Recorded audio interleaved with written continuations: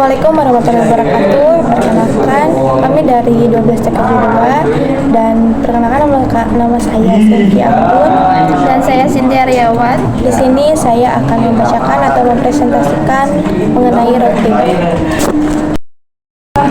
Apa itu routing? Routing adalah proses pengiriman data dari satu host dalam satu network ke host dalam network yang lain melalui suatu router. Agar router dapat mengetahui bagaimana meneruskan paket ke alamat yang dituju dengan menggunakan jalur terbaik.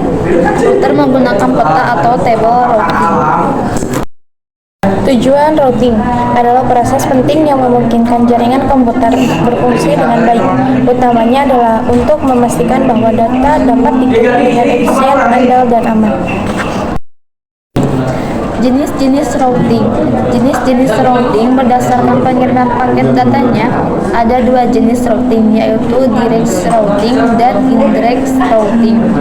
Direct routing adalah routing langsung yang mengirimkan paket dari satu jaringan ke jaringan lain secara langsung atau dalam arti lain host berada pada jaringan fisik yang sama sehingga tidak perlu melalui mesin lain atau gateway.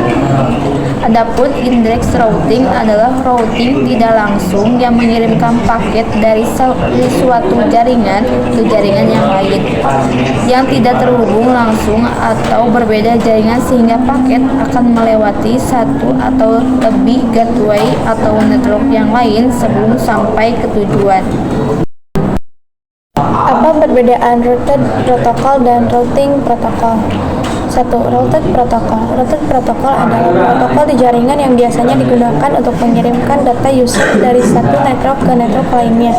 Routed protokol membawa traffic user seperti email, file transfer, traffic web, dan sebagainya.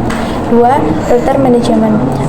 Routing protokol adalah protokol jaringan yang digunakan untuk secara dinamis mengiklankan dan mempelajari network connected dan untuk mempelajari root network path yang tersedia. Routing protokol yang berjalan di router yang berbeda saling bertukar update antara satu sama lain dan route paling efisien ke tujuan. Routing protokol memiliki kapasitas untuk belajar tentang network seperti saat network baru ditambahkan dan mendeteksi saat network tidak tersedia. Secara garis besar, routing memiliki 3 fungsi dasar diantaranya. 1. Route discovery. Route discovery, fungsi utama router yaitu mengenal router lain untuk menghubungkan beberapa jaringan untuk menyampaikan data dari suatu jaringan ke jaringan yang lain. 2. Route management.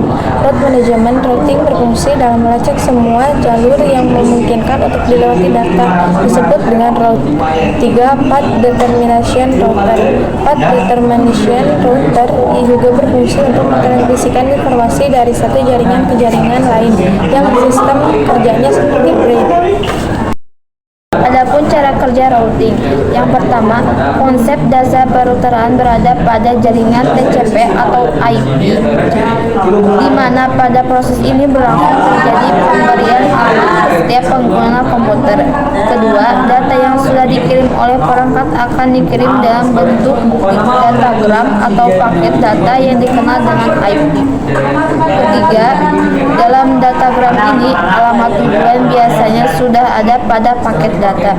4. Kemudian IP akan memvalidasi alamat paket dan data ini berada pada jaringan yang sama dengan perangkat asal dan data akan segera dikirimkan.